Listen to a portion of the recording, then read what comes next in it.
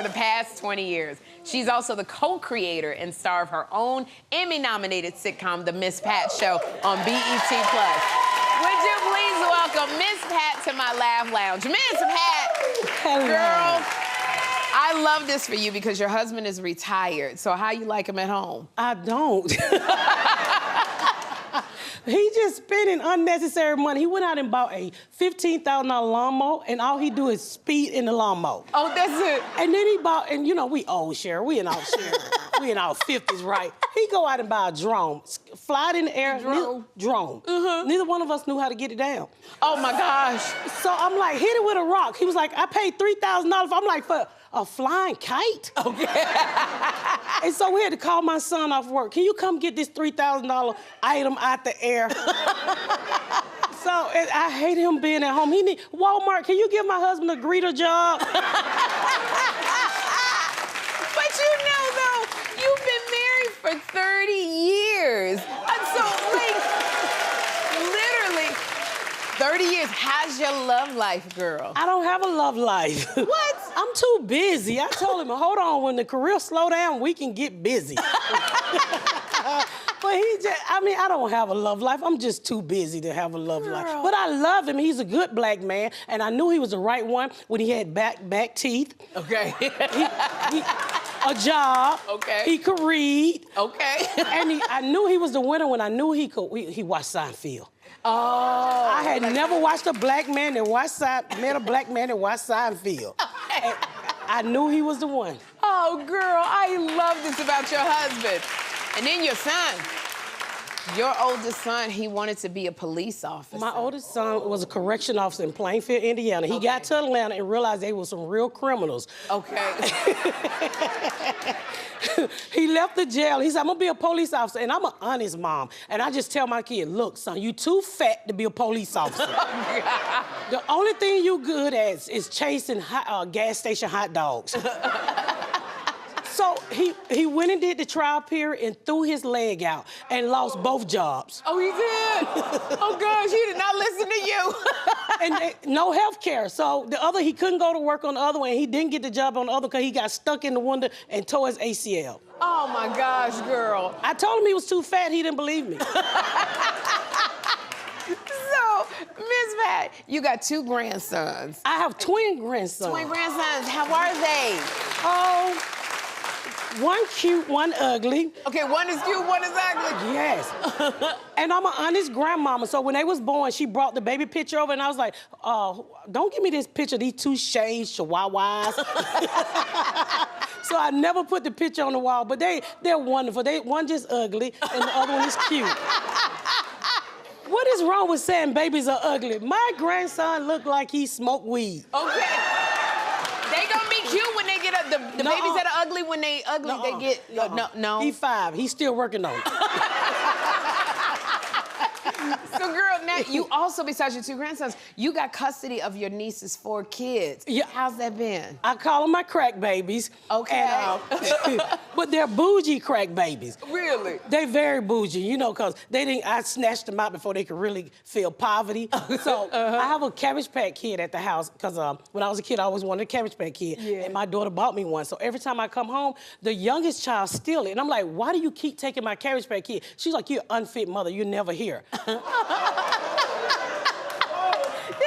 like, do you know I'm not your real mama? Must I tell you where your real mama at? I'm unfit. Oh my gosh, girl. I fight a kid. So you got any Thanksgiving plans, girl? A Thanksgiving plan. I don't fool with my family. I got money. Oh! That's what I said, boy. Ooh. No. I got everybody block share. When you invite family over, everybody won't tell you they struggle. I ain't God. You sound like the $2 billion lottery winner. If I was, I would have been in I would have came as a white woman named Rosa Parks.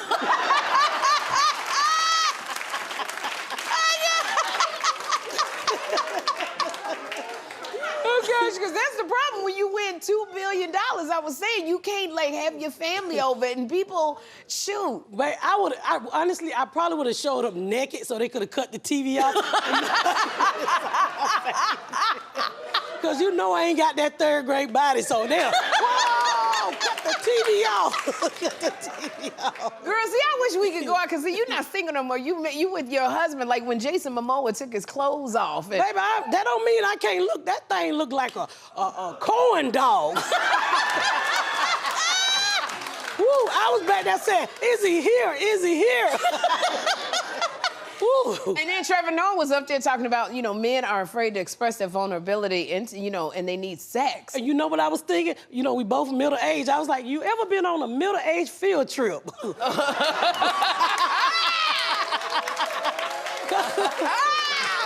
I got high flashing, you got high flashing. We were tearing him in the middle. Oh, my God.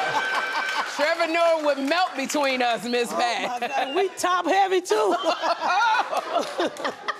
Oh, girl, I say, Miss Pat, I want to thank you so much for being here. You are amazing every time. For over 3 decades, my next guest has had audiences rolling in the aisles with his stand-up comedy. That is why I keep his phone number on speed dial when I need a good laugh. Please welcome my friend Craig Shoemaker to my Laugh Lounge. You don't know how great this is after quarantine, doing Zoom shows for 2 years. This is great to wear pants. This is fantastic. And it's great for you, too, that I'm wearing pants. I just love you so much because I know that you growing up, you didn't have a typical, childhood. Well, my dad left when I was born. Oh, man. Something I said, wah, and he's gone. My mom raised it by herself. She played both roles. She'd come home from work. Wait till your father gets home. I'm here. Wash the dishes. Pull my finger. It's a 50-50 shot. Oh, my gosh. With all girls in the house, all females. My first shave was something called an epilady. That's a true story. That was your first shave? Yeah, it took the hair out by the root. First shave was at 13, next one at 30. That's a clean shave. We had all the feminine products. We had Tampax, Kotex, Maxi Pads, Mini Pads. Our house was extra absorbent. There was no humidity in the Shoemaker home. So wait a minute. And we had no scale. I guess women don't like scales. No, I didn't know what I weighed my whole childhood. I went out for wrestling and said, what weight class? Petite 4. Trying to get down to a 2. And a bathroom had all these girly things, tweezers, cotton balls. You love cotton. Eyelash curlers. You ladies use an eyelash curler? You do? I'm wondering why. Is that the appeal to men? What we're looking for, that's not even our top 500. You never see a guy go, you see the lashes on that chick? Oh, so incredibly curly. Just imagine them things rubbing up and down your thigh. There's nothing like a butterfly kiss on your neck with a curly lash. Not true. Anyway. Craig Shoemaker, okay, you said growing up with your mom, she turned you into a feminist. Yes, I was growing up in Philadelphia, a feminist. That does not go over well. No. No, I'm a little boy. I'm in history class going, his story? What about her story? Because history is usually about men. Men were first. Women at first, you don't realize. I studied this. Woman invented the hot water heater, Kevlar vest, fire escape. Yes, it is. So you get out. Here's a few firsts you might not realize. My take, these are firsts. You know, the first person at the telephone was Alexander Graham Bell. His wife is also a first. She was the first one to ever utter these words. Who are you talking to? Albert Einstein, theory of relativity. His wife was the first one to ever say, how'd you figure that one out, Einstein? That's my whole take on life. Oh, my God. And now I'm raising kids, and... So do they think... The whole Philadelphia thing is just... has me off in California, and these days raising kids, now they have baby Mozart. You put Mozart in their crib, supposed to help them sleep and make them smarter. When I was a kid, my crib in Philadelphia, I was listening to my great aunt, chain smoking Marlboro Red, singing me a lullaby. When the bell breaks, cradle will fall. Dad will here, play with my smoke rings. Look, the Olympic symbol. So, Mr. Shoemaker, I gotta tell you, I think you're hilarious. Do your children think you're funny? No. This is great to get an applause. I walk in our house. I have 4 kids. They turn their chairs like they're judges on The Voice. Here he is. Yeah, good to see you. That's fantastic. Yeah. And I coach them. They don't like that I coach them, but I'm trying, It's hard to coach these days, They wussify the kids. No outs and no runs for the first 2 years of the league. No outs. You think I'm used to this? My first year coaching, this kid's where I go, he's out! 7 helicopter mothers surrounded me. It's like 0 dark 30 to Bin Laden compound. No, he's not out. Read the rules, coach. Apologize. Apologize. You made Geoff cry. Well, sorry there, Geoff. You're out. You're out by a mile. It's gonna happen again. Tell your parents your name is Jeff. I'm sorry. I'm a little uptight. Every kid has ADD, attention deficit. You were a kid once. What normal kid pays attention? That's abnormal. Have you ever heard a kid come up? I hear everything you wear say, I'm focused, I'm looking you right in the eye. I have an attention surplus. I'm gonna go rewire the home. It was just called hyperactive. I was so hyper, I used to sleepwalk and wet my sister's bed. Nobody gave me drugs. They would turn you around, pee in your own bed. That's how you learn. So, Greg. Sorry. I love this because it seems like you have turned your hardships into comedy. I have. I've divorced. I'm also divorced. I'm married now, but I'm divorced. And all my shows this year are benefit shows, and all proceeds go to my ex-wife. I just thought I'd let you know that. Your cover charge goes to Botox and Pilates class. I just let it, yeah, but I do. I turn it into, I even say, my problem in that I married a pattern, not a person. My pattern was always rescue. I always try to rescue women. When I was my mom, I used to write letters to famous guys to fix her up. I used to try to, I wrote a letter to Paul Lynde. He was at Center Square. Uncle Arthur and Bewitched to fix him up with my mother. I read an article. He was single. I was a kid. I didn't know why he was single. So I was always trying to rescue. So my theory is you go on a first date with someone, you bring your best friends with you to stop you from harmful patterns. Your friends sit here in a restaurant, you sit here on your first date. Your friends have a remote, you have a shock collar. Oh, my I should know my first date with my ex-wife. She's like, my ex-boyfriend, he cheated on me. He left me with nothing but a futon and a salvo. I'm sitting eating it up going, really? I have a nice big bag!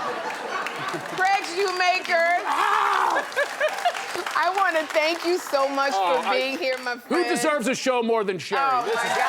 laughter and wonderful. I love you. I'm so happy and honored to be here. Now, my next guest was a standout comic on America's Got Talent. Let me tell you something. Before he even made it to the finals, Howie Mandel offered him a job as his opening act. Yes, would you please welcome Mike E. Winfield to my Laugh Lounge. Wow, thank you. Thank you. So they told me that you have some tips on finding the perfect mate. Oh, no, absolutely. For the single women, I know a lot of you are looking for the perfect man. Okay. I'm here to tell you, don't quit. Don't be discouraged. He's out there. He's married, but don't let that stop you. I have a wife, and I'm enjoying my first marriage. Yes. But come on, we all know the second one, no, that's the one, The second one, right? okay. Because what's the second marriage? That's two people trying to prove they weren't the one to blame for the first one ended. And here's the thing, I love comedy. I used to think I was doing stand-up to brighten people's lives and put smiles on people's faces. I'm doing this because I'm married, Yeah, because now 1 hour a night, I get to tell my side of the story.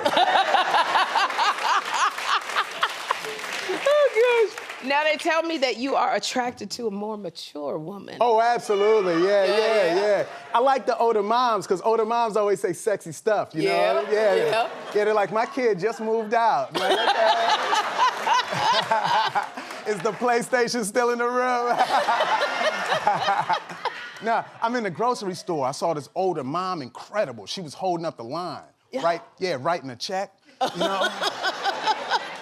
And everyone else got out the line, but I stuck it out, You did? Yeah. The cashier, I think he was early 20s. He looked so confused. I was watching it. She was like, you got a pen? He was like, for writing?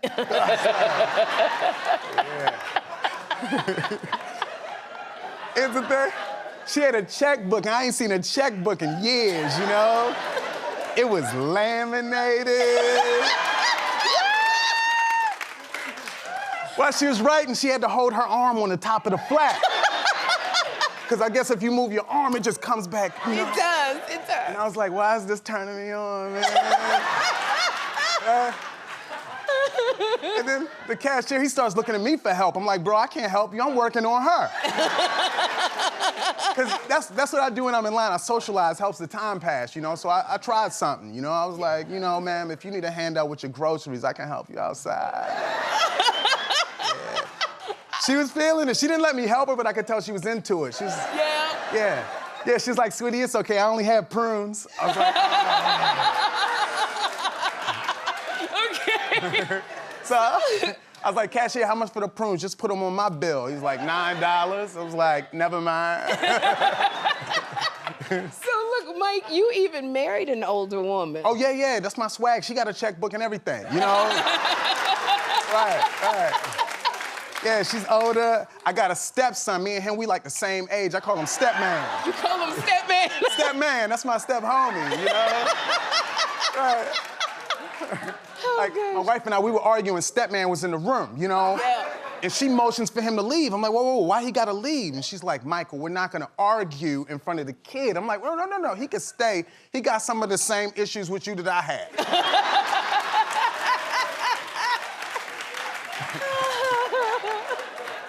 Now, you say that Stepman has no common sense? Oh, he has no sense. Stepman broke his shower. Yeah, he comes to my bedroom door holding the nozzle. I'm like, and then he goes, can I use yours? I'm like, whoa, was you hanging from it? Like, no, you go back in there and have the water shoot out the wall at you. So he's going to some party with the most wrinkled shirt you've seen in your life. You know, type of wrinkle you gotta look at another person where you're like, he ain't wearing this, right? And I can't resist, so I ask him, like, Stepman, you gonna wear this wrinkled shirt to the party? And now off his response, I can't tell if he's brilliant or dumb, you know? Because he goes, it's gonna be dark. You see how it kind of makes sense, right? Like he planned his clothing according to the lighting at the party or something. So it's the following day. We in the kitchen. Stepman tells me this is not good. He got in an accident. And I'm like, oh no, him and his friends. He says his friend's in a separate car. The car flips. He says his friends have to get airlifted to the nearest hospital. And I'm like, yo, this is wild. I'm like, yo, Stepman, then what happened? He like, what you mean what happened? We went to the party.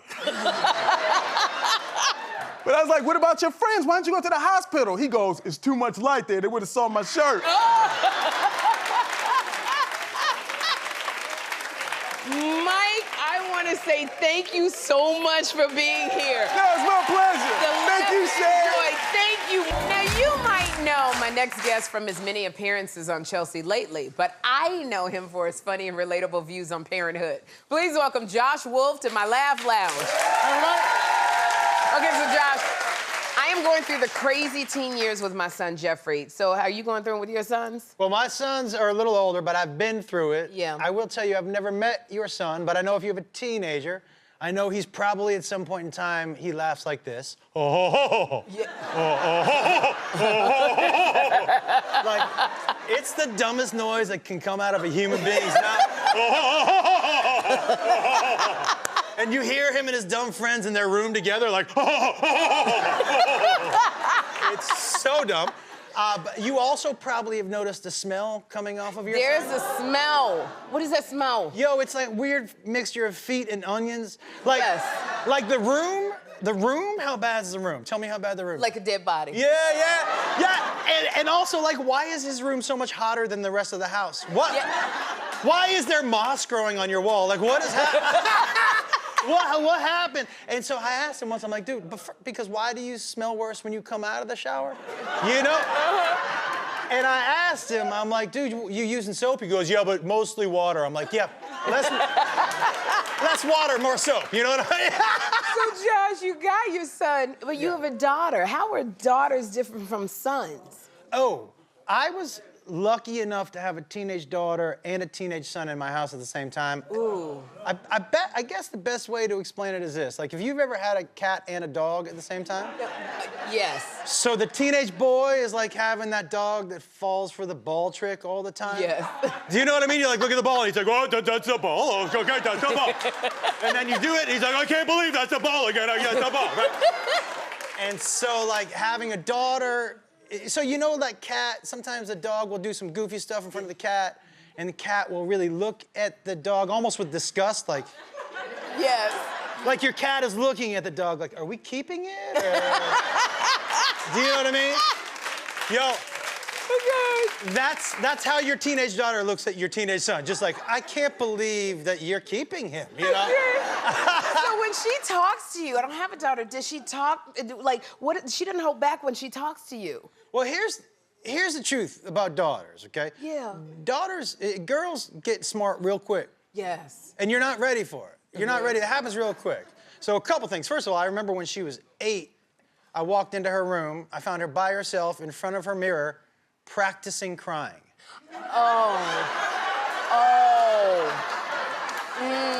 Yo, I walked out. I said to my wife, I go, yeah, whoever dates her is in trouble.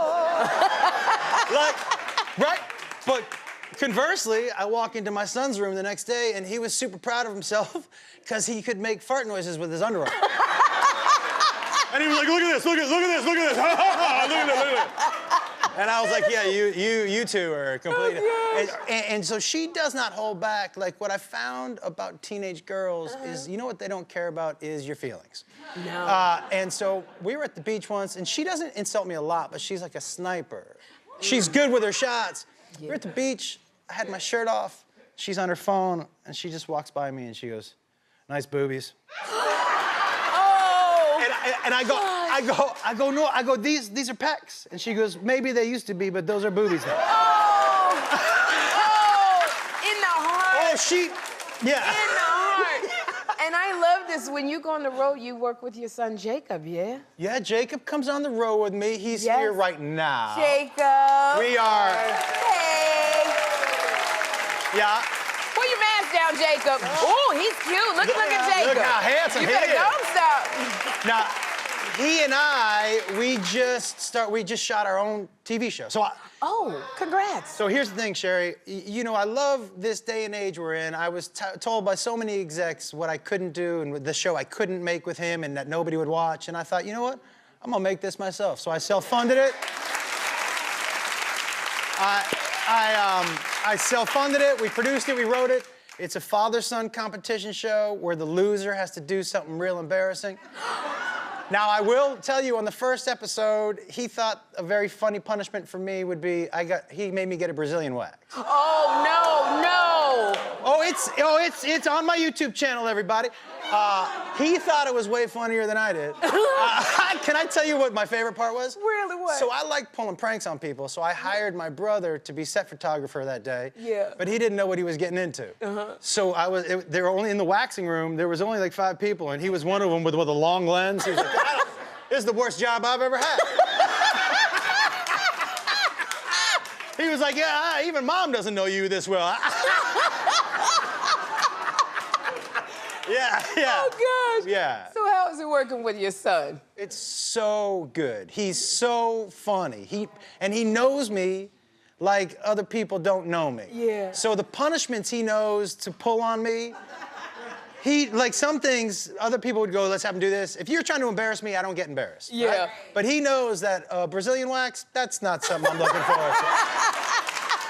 So this dude, look at him. That's payback for all the jokes I've made about him online. Wait till you get yours. No, but I tell Jeffrey all the time, I go, all of these jokes about you in your room with my lotion, you see this car in the driveway? I tell him, you see this house?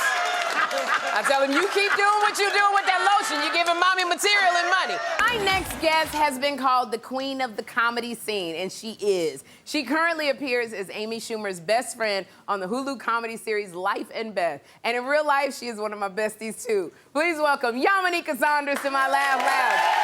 Yamaneika! Yeah! Girl, look at you, looking beautiful. You are cat mom to Brooklyn and Pryor. Yes. How the 2 kitties doing? I love cats, but they don't love me. Really? Yeah. I think if you have cats, you have low self-esteem. Really? Yeah, absolutely. Why? Because you gotta constantly call them things to you. I pay for them to live in my house, and they don't pay me no attention. I actually got Brooklyn first, and then one of my friends was like, you gotta get another cat for Brooklyn. Yeah. And I was like, what? So I searched high and low to get another cat. Now I got another cat for Brooklyn, realized I brought a man into the house for him, and I ain't got one. Oh my gosh. Yeah. So, and I hear also not only Brooklyn and Pryor, but you have 7 god kids? Yes. Oh my God. 7? Everybody want me to be their godparent. Yeah. I don't know why. I don't like the kids like that. Okay. Absolutely not. And godparent is a lot of responsibility. You know, if something happens to my friends, then I gotta take care of that kid. Yeah. I told one of my friends, I said, don't go on vacation with your husband now, okay? Okay. Because if you go on a vacation with him and something happened to y'all and that kid is my responsibility, that kid is also dead because I can't be bothered with him. I'm busy. Go be with your parents in the afterlife. Okay, girl. Okay, I can understand kids. 7 got kids is a lot, girl. Yes. But do you ever have to babysit them? Of course I have to babysit because I ain't got no kids, so they always asking me to babysit. Now, I don't like the little ones. You understand? What's the wrong? Newborns, because the newborns are lazy because their necks don't lock in. Okay. I don't want to be holding him and he does like, you got to put in some of the work, okay? Now, I will, babysit some of the older ones, but it's just, one of my friends called me one day. She said, can you go pick up my daughter, right? Who's my goddaughter, but I don't mess with her like that. So I said, fine. She said, okay, before you go, I need you to print out an email. And I was like, what do I need to print an email for? She said, well, the school has to see the email. Then I had to print, I have a passcode that the girl knew I was supposed to know. I said, who the hell am I picking up? The president? I get there, then I got to give the passcode, I give the email, and I had just smoked weed, so, I was already... So I'm trying to wait before it started kicking in, and then I'm looking at the girl, and the little girl act like she don't know what the passcode is. I said, girl, if you don't come on, and I had to start the process all over again, and it's just so different because, I grew up in the 80s. How many people grew up in the 80s? Yes, okay. We didn't have that kind of system in the 80s. Not at all. No. Nobody was checking in. I could be playing on the playground, right? Yes. And a crackhead could overhear my name. Okay. Right? Okay. Just Eureka or something. Yeah. For me, right? Next thing you know, he come to the school and just be like, hey, I'm here to get Eureka. Don't even have my name right. And the teacher be like, yeah, go ahead and take her. Eureka. Yeah. She'll go right to the school and be like, hey, yeah, a crackhead is outside, said he's supposed to be taking you to the park and make sure you got your crack pipe. Okay. So now, I don't know, do you think that millennials had it better than you? I had a conversation with a millennial. Talking to them is exhausting. Okay. Because they got the millennials, now they got the new generation, the Xeroxes or whatever they call it. Yeah. So they always try to act like, the millennials act like they had it so tough. And I was talking to one of them, and she said, we had Dora the Explorer, which was so irresponsible because Dora was out and by herself, I said, no, Dora was doing good because you knew she came from parents, right? Yeah. The parents put her out the house and told her to go in the forest with the monkey. Yes. We had Pippi Longstocking, no telling who, right? Pippi ain't had no mama. You can tell Pippi ain't had no mama because her hair was sticking out like this. Didn't nobody tell her how to do her hair. She had a horse, a house. I was like, what's happening here? Oh my gosh. Now, besides Pippi, you get annoyed when it comes to kids and allergies. Oh my goodness. If we go to war, we in trouble. Okay. Okay, because this new generation, they allergic to everything. Yes. My friend just had a daughter. She said the little girl is allergic to the sun. I said, what? I don't even know how she tested that. I said, would you put her outside like a raisin? She allergic to the sun, you're going to have to get rid of her. I mean, there's so many allergies, and I think they think that people from Generation X are not really, considerate of the allergies. But in the 80s, we didn't have allergies like that. We didn't. Everybody allergic to this. One of my friends said her son can't have lunch now because they got peanut allergies. Yes. And I said, what are you talking about, peanut allergy? They can't have lunch. I said, in the 80s, nobody had a peanut allergy. Right. And if they did, we just let them die. We gotta have lunch now. We ain't cutting out lunch for you. You can't have peanuts. Now, I said that in Vermont, and a lady got upset with me when I said that. Yeah. Number one, I had no business being in Vermont because ain't no black people in Vermont. I was the only black person there. Yes. And this woman stood up and she said, how dare you say that about peanut allergies? You were so disrespectful. My daughter has a peanut allergy. I didn't know this woman at all. I said, oh, that's crazy. Your daughter has a peanut allergy? That's nuts. Yamaneika, you are so crazy. I want to say thank you so much for being here.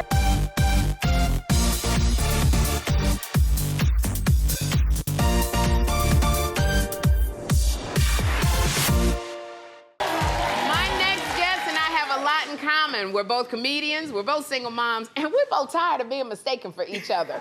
Please welcome my good friend Coco Brown to my Laugh Lounge. Now, Coco, you're a 40-plus-year-old woman. Yes. You're dating, and I heard that you recently went out with an older gentleman. Yeah. How'd it go? We're at that age now, honey. We can date the father or the son. Yeah. So I'm trying to date more my age. You know, I'll keep Yeah. it 100. I'll be 50 in October, baby. What? Look! But it's funny, they keep trying to make me a cougar, but I like the term panther better. But I recently went out with an older gentleman. I met him at a car wash. Yeah. That's the one thing about it. If you ever get your car washed, you know, it's always that old dude. It's like, what you over here doing it by yourself for?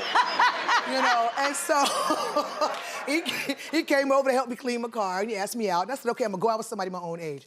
And, you know, he's very old school. You know, old school believes in we pick you up for a date. Right. But, you know, in this day and age, you can't know where I live, honey. I don't know you like that. So I had him pick me up from a girlfriend's house, and old men come suited and booted, honey. You hear me? Yes. He had the full suit on, the fedora. I mean, them Stacey Adams, I could see my whole reflection. That's how much he had shined them, honey. You know, flowers, everything, and we go out, and it was going great. But I'm used to the first date being very, you know, the same. You know, what you like, what's your favorite color, blah blah blah. Yeah. Well, honey, he was asking me medical questions, like he was like, "Do you recognize? Do you know what a stroke looked like?" And I said, maybe, you know. And he was like, "Do you know how to use a defibrillator?"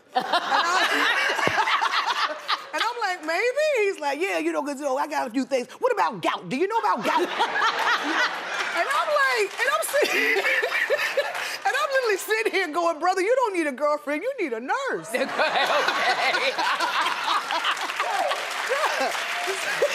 Now, we are both single mothers, and you realize something when it comes to disciplining your son. Oh, Please tell me. You know, we both got boys, and you know, they get to that age where looking you dead in the face, and now they start smelling themselves, as the old folks say. Yes. You know, he got one little hair on his underarm, now he think he a man. You know, and you know, he's always acting like he's the man of the house. And I'm like, no, but no, this is my house. You just visiting. Yes, yes. So, you know, he recently got in trouble at school, something we had discussed before. I thought we had gotten over that. He got in trouble again. And, you know, he's at that age now. I can't spank this child. He looking me dead in my face. He like a little mini offensive lineman. He gonna hurt me more than I'm gonna hurt him. Yes.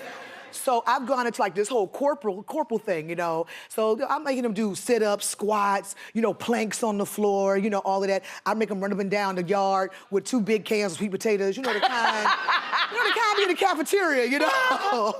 So of course he knows this punishment is coming, and this child now has become like the negotiator. You know what I'm saying? He doesn't want to get, you know, the corporal punishment or a spanking. He's gonna talk his way out of it. So, you know, he realized the crocodile tears, the little trembling lip don't work no more. Because you look at me dead in my face, you look crazy. So this time, you know, I'm getting ready to like figure out what the punishment's gonna be, and he stops me, and he goes, first thing he tries is the, you know, the mommy, I love you. Don't you love me? Don't you love me? You know, when he realized that didn't work, he went to God. He said, God is love, and this is not love. Okay. And then he tried to go there with the empathy and the compassion, but it came out wrong. He said, Mommy, I'm young. I don't need to do this. You do. Don't you want to lose weight? We should do this together. Teamwork make the dream work, Mommy.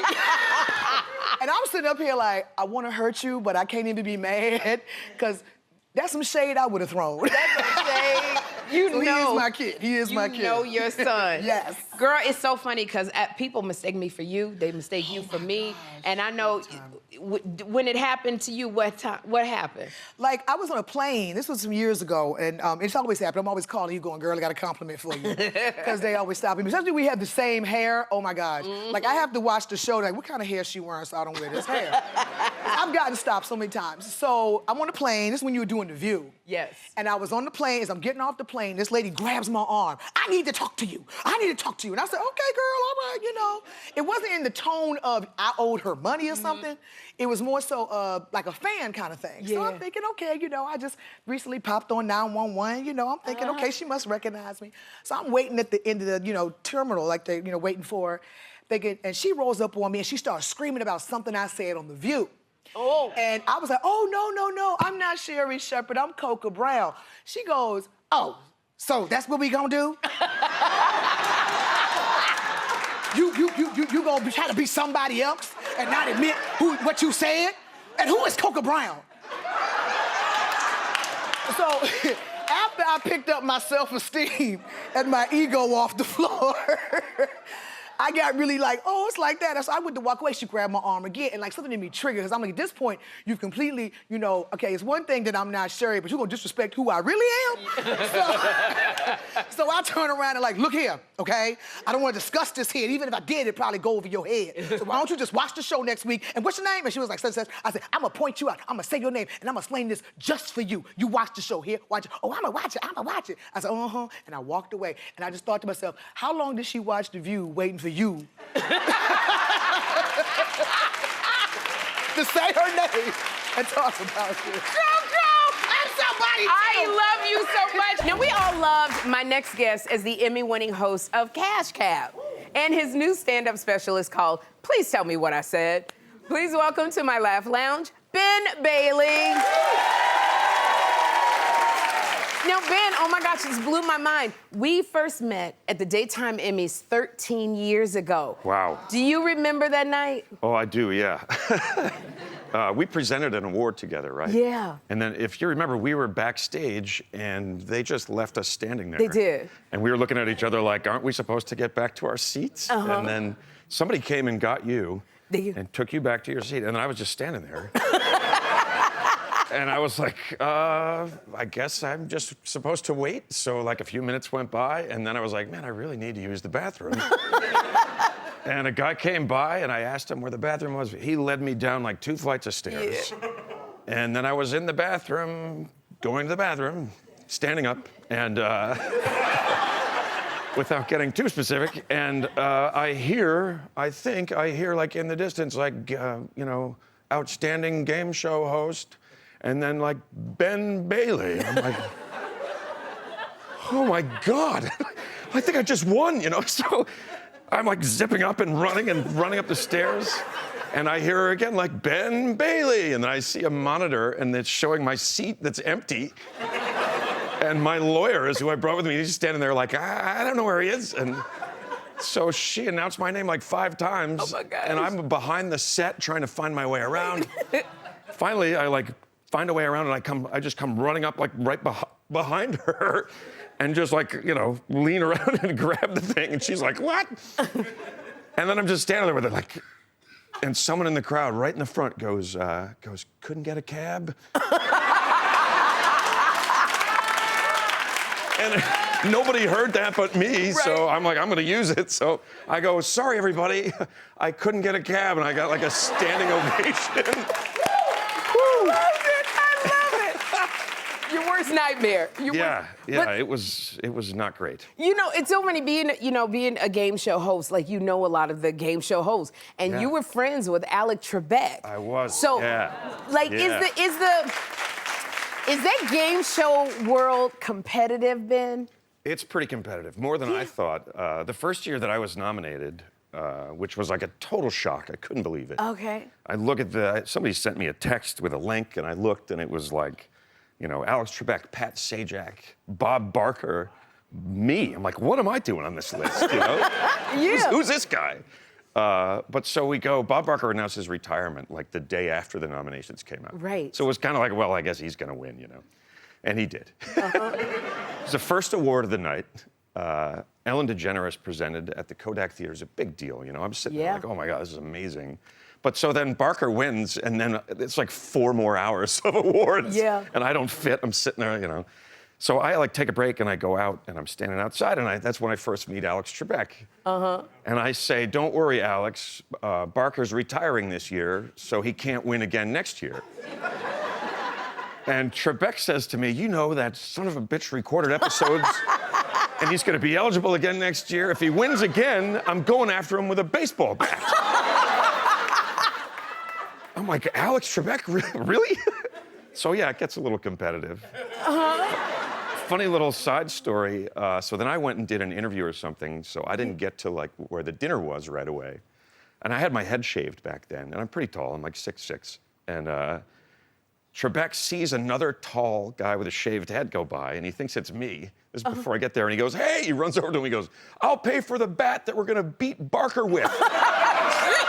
to some random guy. He's like, what? Oh my gosh, Alex Trebek. Who knew? Yeah. You know, and you've won 6 Emmys for Cash Cab. Yeah.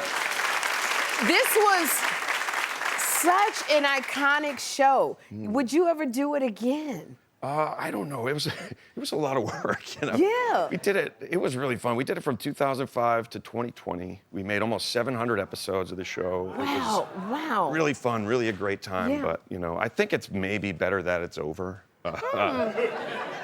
Because I was going to snap. Really? You can only navigate New York City traffic and exude game show level enthusiasm at the same time for so long before your wires get crossed and you become a danger to yourself and those around you. And that ship had sailed long ago. I had it all planned out. I was going to drive the cash cab right into the Hudson River. And I wasn't going alone. I was going to wait till I had some really annoying contestants in the back. It seemed like they were probably going to win. You know, be like, you guys have $3,800. You have no strikes. You still have both your shout-outs. Things are looking pretty good. And you've been annoying me since you got in this minivan. And that triggers a Hudson River Challenge.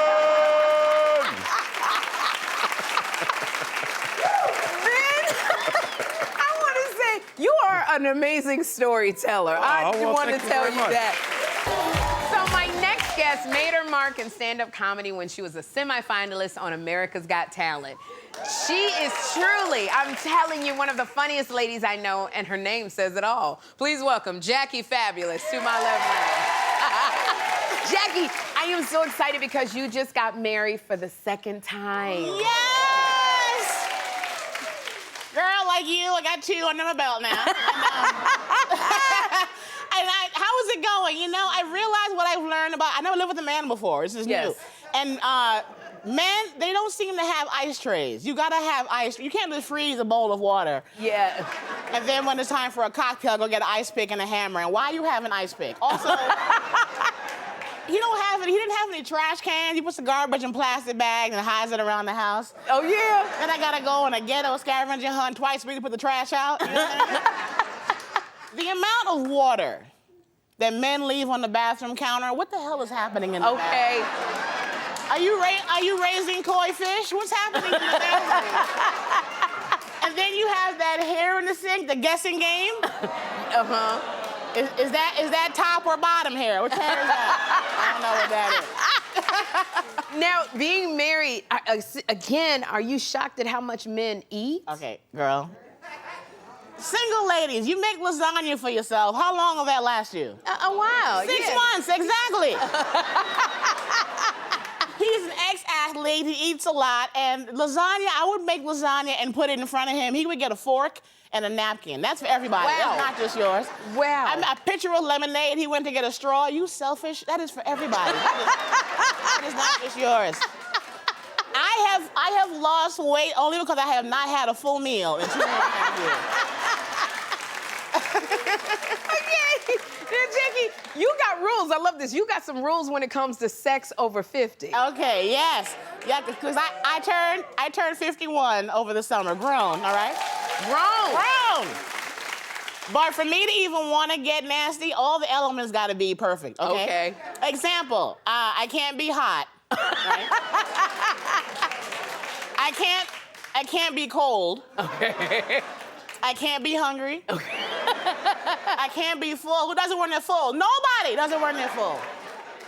I want the room dark, but are you hiding bloodstains? I need to see something. I need a nightlight. You black, I'm black, can't see nothing. I need it just too dark. I want the room quiet, but not serial killer quiet. Why is it? You don't have appliances, there's no birds, nothing. I don't hear anything. Girl. And we are both 51, me and the hubby. Don't suggest that we get dirty when it's about to rain. We have one good need between us. You know we can't do it when it's about to rain. Now, this really, I didn't know this. In all the years we've known each other, you've never dated a white guy. You know what, there's no reason. I'm very white friendly, right? There's no reason. I found one black guy in LA, but he had been out our community for a while. Okay. And he forgot what it was like to date a black girl. We got together and he was like, let's get up at 5 a.m. and go for a run on the beach. I'm like, who's chasing us? The police? Why are we doing that? then he's like, Jackie, let's make love in the shower. I want to make love to you in the shower. I'm like, kid, you see me? I don't do water activities. Okay, a black girl, I gotta put on my big pink plastic floral shower cap. All right? If I put that hat on and you're still turned on, you deserve it, all right? That is not, we all have one. But Sherri, the deal breaker, first day he wanted to take me hiking. Hiking! That's white, okay? I'm sorry. I said, hey there, Law and Order, how about I don't act out my own homicide? How about that? I'm not going in the woods with a stranger. Oh, gosh. Okay, so now you know what to look for in a man. Yes. Yes. I do know, but I do know the number one thing, if I ever get single again, and this is the number one thing, he must have dead parents, dead grandparents, whole family on the Titanic, everybody gone. Because every now and then you'll meet a man who was raised by a single mom. That's her husband. She gotta die for you to get a ring out of him. You know. And when I say gone, mommy gotta be gone. She can't be in Chicago. She can't be in California. She can only be with Jesus. I don't want her here. Okay. So we were in California together after 20 years. You are back in New York. Yes. So how's it going? It's going good. Born and raised in the Bronx. And in LA, yay, BX all day. Now in LA, they said I was too blunt out there. Very, very direct. Yes. Because LA is about horoscopes and kale. Y'all know that, right? That's it. And I had my hand full of bags going to my car. A lady out of nowhere was like, will you please sign a petition for animal rights? And I flipped her off and walked away. I said, I don't have time to fight for animal rights and black people's rights and women's rights and black women. That's a long list. I can't do all that. You know why I don't have time? Why? I'm a black woman. I'm full-figured. I'm divorced. I still want to have a baby at my age. How? You know I don't know. I grow one hair out of this nipple, and when I pull it out on Monday, it's back to this again on Tuesday. How? Every time I laugh or sneeze, a little bit of pee comes out. Yay!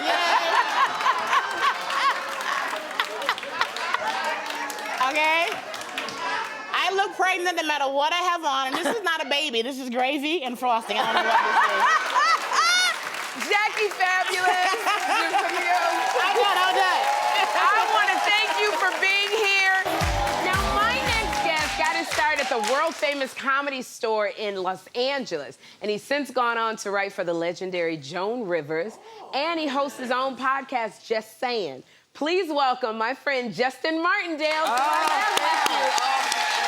I know the energy is hot. Like, Justin, I haven't seen you in so long. What have you been up to since the last time I saw you? Well, I'm so glad you asked. The last time I saw you was in a parking lot. Not like that. Relax. Hey, parking lot work is work. I know. We were doing shows at the Magic Castle. That's where That's I first met you. And the Magic Castle is like this magician's house in LA. Yeah. And we were doing outdoor shows because COVID was kind of like So we couldn't do it over-ish, inside. whatever. And I was like, great, we're performing next to magicians. What could go wrong? And because magicians make people disappear and comedians just want people to show up. Exactly. And so that's why I met you, and I've been a fan of yours since The View. And then I brought you up at the Comedy Store, and this was right before you left for this show. Right. And you were like, you got to come play with me in New York. And here we are. It's happening. Justin's going to play with me. I know. So, wow, it seems like such a long time ago, but 3 years ago, the pandemic lockdown began, and you had a strange visitor back then. Oh, yeah. I had a ghost. Really? I know. I had a ghost in my apartment. My apartment was built in like 1932, and it's Hollywood, so of course someone died in it. And I had to get stuck with it. It wasn't anything like scary. It was just, I drank all the wine.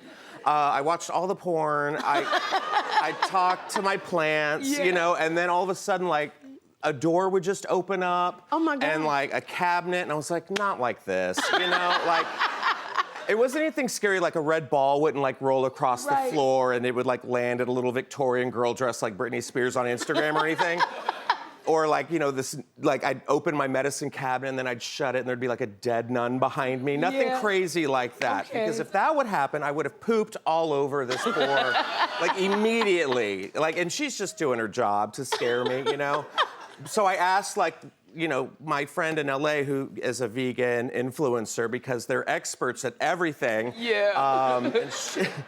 And she was like, oh, hi, this is how you get rid of your ghost, you know, and it's always like some girl without an upper lip who knows everything, right? She's like, you just get some sage and you just walk around and you say, go away, like, be gone. You're so annoying. And I'm like, and then you can even open a door and a window and all that energy will just close and you'll be rid of that ghost. And I was like, thanks, Ashley, with a GH. So I got some sage and, you know, now I make them pay rent. So it's good. They didn't go anywhere. They didn't go nowhere, nope. So, oh my gosh, you're gonna be an uncle. I know. Are you excited? I am, yes, thank you. I'm very excited. My sister-in-law, Ashley, with a GH, I'm having a nephew, and it's crazy because all the men in the family all have girls, so we're hoping it's a boy. Yeah. And the only thing is that my sister-in-law was like, he or she may be born on your birthday because my birthday is next Monday. And I turned into a Disney villain. I was like, blasphemy, you know? I was like, green flames flew behind me, like ravens were circling. I was like, what an awkward situation. Because I'm not sharing my birthday with a baby. No, I'm the gunkle. No, it's about me. So yeah, I was like, but I'm happy, yes. I'm very, very excited. Mr. Uncle, this is exciting too because I hear that you got love for the Latin superstar Enrique Iglesias. Oh yeah. Yeah. I mean, oh, yeah. I do. Like, I grew up in Texas, and so, yeah, really? Okay. And so I grew up in the 90s and the 2000s, so I just love music in general, but, like, pop music is so, like, special to me. I just love dancing and jamming out to classics. But, like, Enrique Iglesias, like, can get it, you know? It's like, seriously, right? I mean, think about, like, I mean, listen.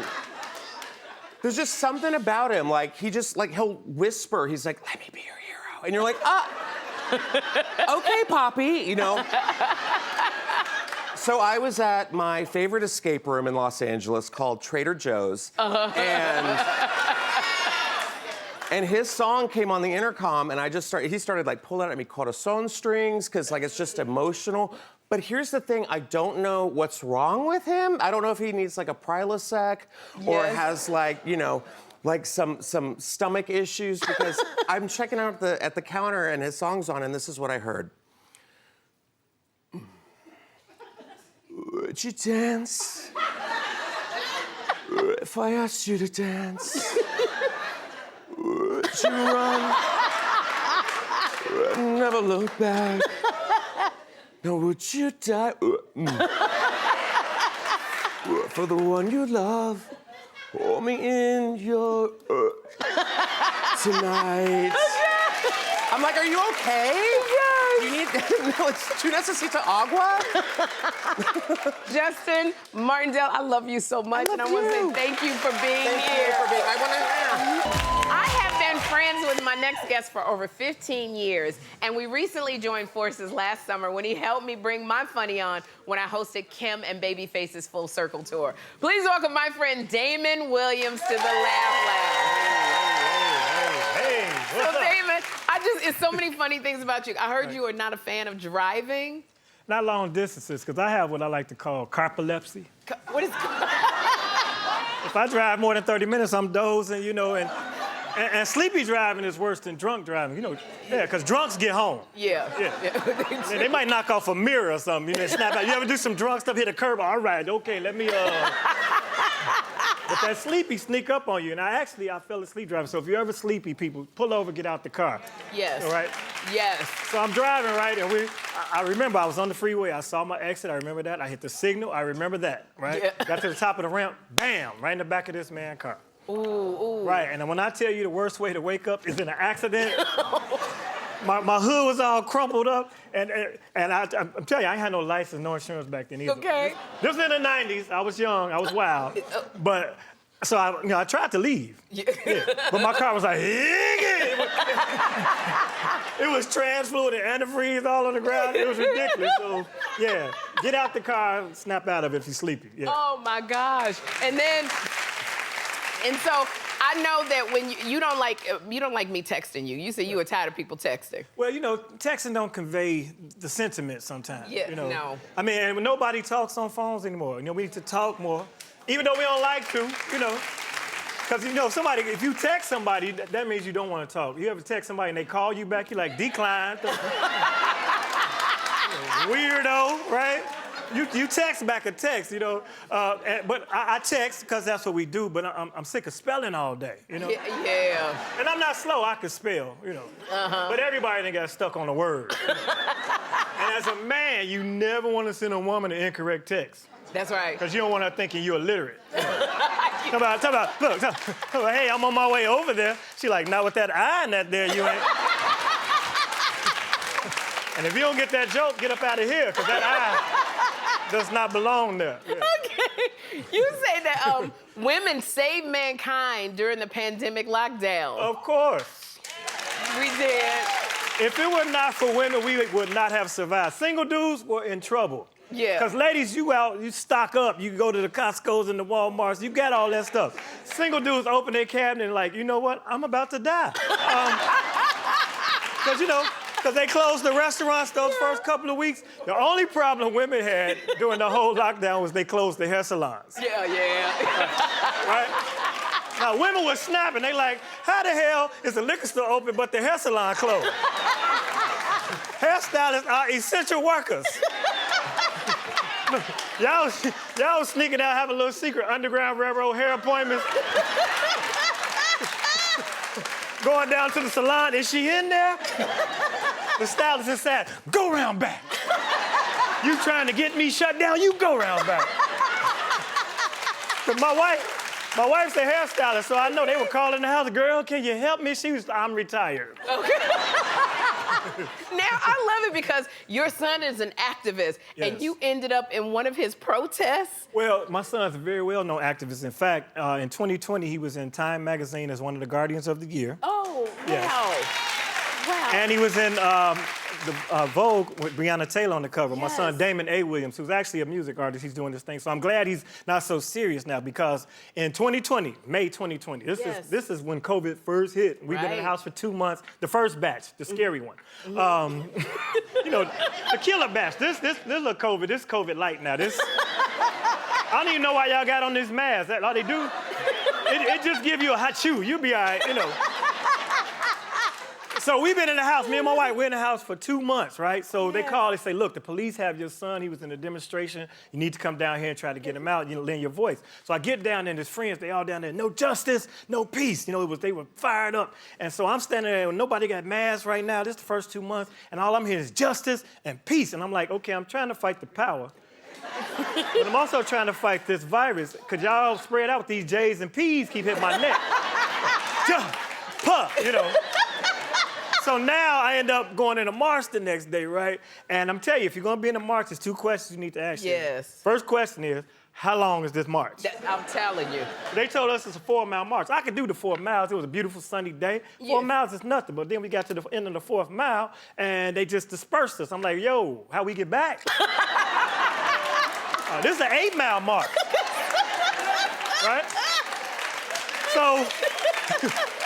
So now 4 miles was cool when you got your people, but on the way back when it's just you and your little dumb sign, you know, that's a long way, you know. Now the second question you gotta ask is who leading the march? Who leading the march? Now you from Chicago, so you might know that. I hate to bust them out, but we had a bishop, you know, in the civil rights days, you know, they knew what to do, but the leader of the march must be concise. No justice, no peace, so we can get our message out. Right. Well, our pastor, he obviously wasn't from the movement back in the day, because he was doing whole sentences. You know, and no more shooting outside them schools when them kids is just trying to learn. And man, we were like, how we gonna say that all together? And we don't want to go to no more funeral because the police be killing us when we just on our way to work trying to feed our family. We don't get that mic from Red. No, this is a true story. It's facts. Gosh. Can I ask one more question? You can ask all the questions. You know you my family. What are your thoughts on weed being legal? Well, I think weed should have been legal way before alcohol. All you know people.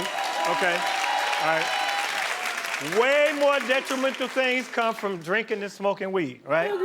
Like car accidents, and ugly people.